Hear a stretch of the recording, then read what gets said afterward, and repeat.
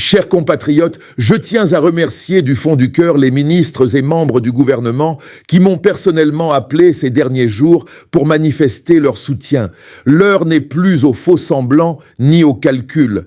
Quand les enjeux pour notre pays et pour la paix nationale sont aussi cruciaux, chacun doit choisir son camp, et beaucoup l'ont déjà fait. Je remercie également certains membres de l'état-major et des forces armées qui, avec responsabilité et clairvoyance, m'ont fait part de leur compréhension et de leur volonté de ne pas trahir leur mission première, protéger le peuple.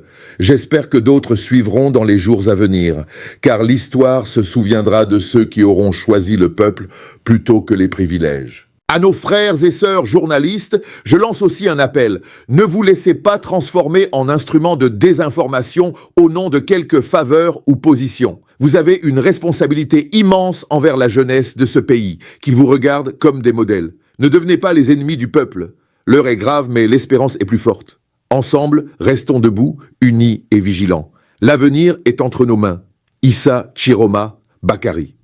Chers compatriotes camerounais, il y a des moments dans l'histoire où un simple message, quelques lignes à peine, révèle l'effondrement d'un système tout entier. Aujourd'hui, nous vivons ce moment.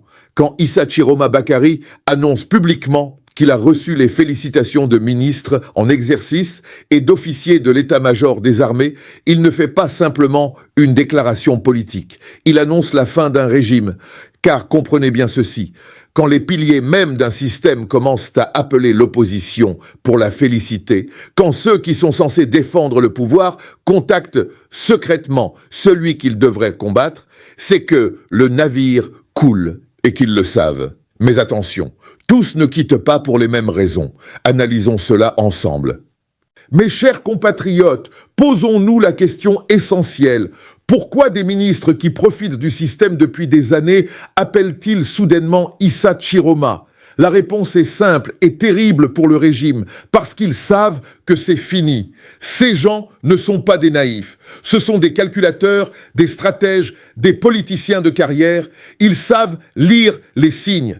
Et les signes sont clairs. Les résultats réels qu'ils ont vus ne correspondent pas à ce qu'on veut imposer au peuple. La colère populaire est à un niveau jamais atteint. La communauté internationale ne suivra pas une fraude aussi grossière. L'armée elle-même hésite à descendre dans les rues, alors ils changent de camp.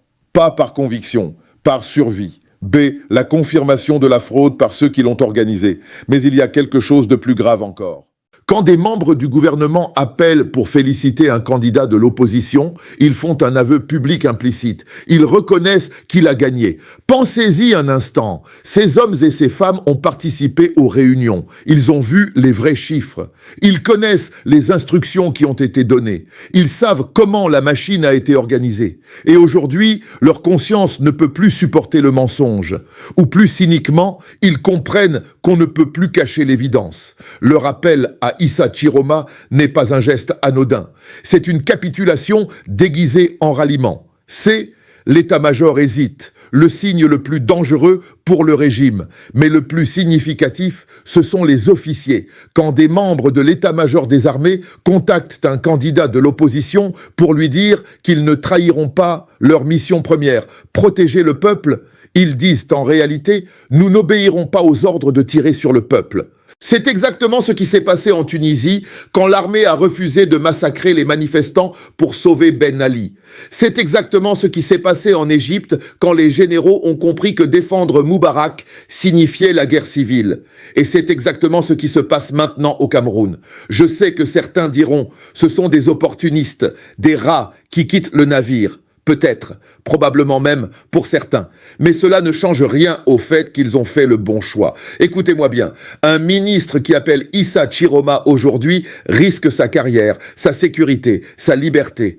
Un officier qui dit qu'il ne tirera pas sur le peuple risque la cour martiale, la prison. Pire encore, alors oui, il mérite notre respect. À ces ministres courageux, vous qui avez décroché votre téléphone ces derniers jours.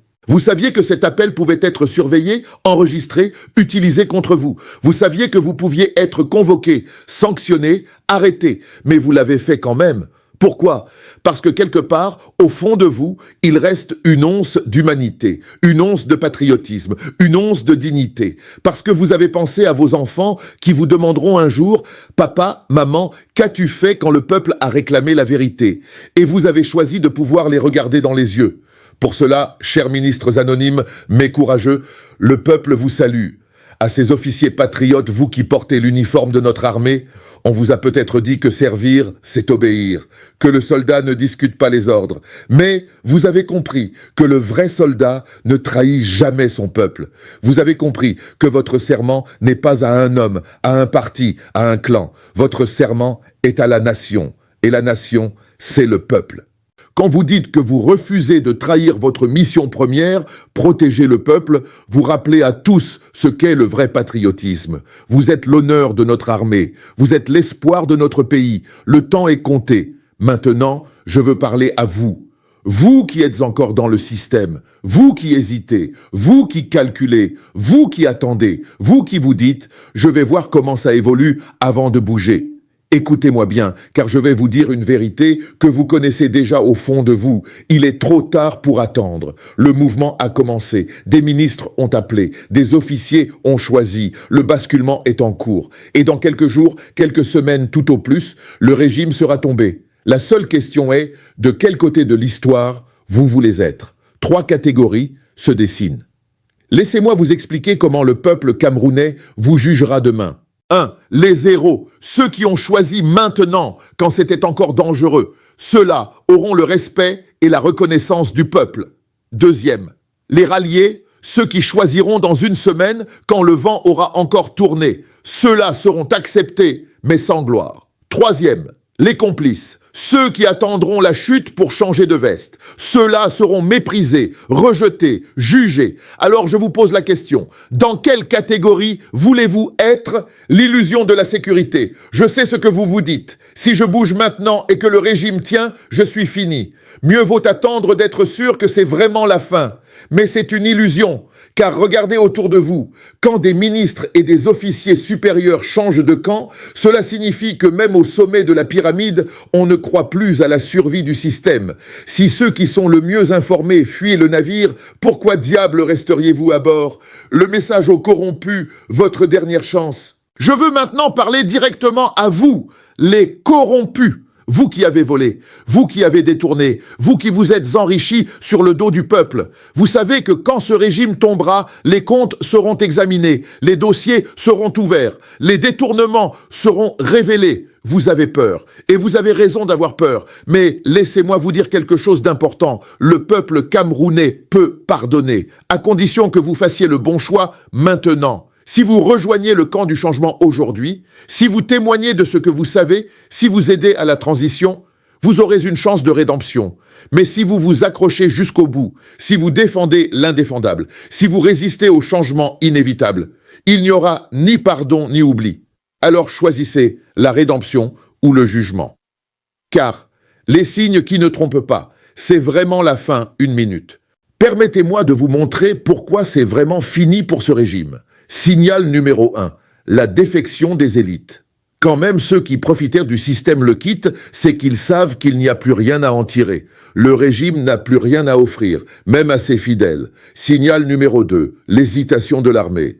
Un régime sans armée est un régime mort.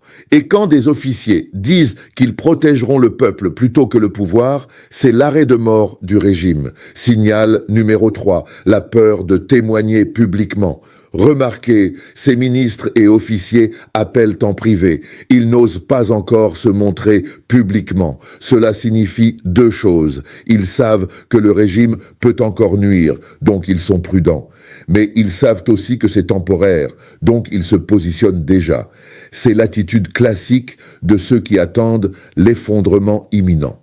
Signal numéro 4, l'appel public de Tshiroma. Si Issa Tshiroma révèle publiquement ses contacts, c'est qu'il est confiant. Il ne craint plus les représailles. Il sait que le rapport de force a basculé. Un opposant qui a peur ne révèle pas ses soutiens secrets. Un leader qui va gagner les revendique. Mes chers compatriotes, l'heure n'est plus aux hésitations. À tous les ministres qui savent, mais se taisent encore, appelez Issa Tshiroma.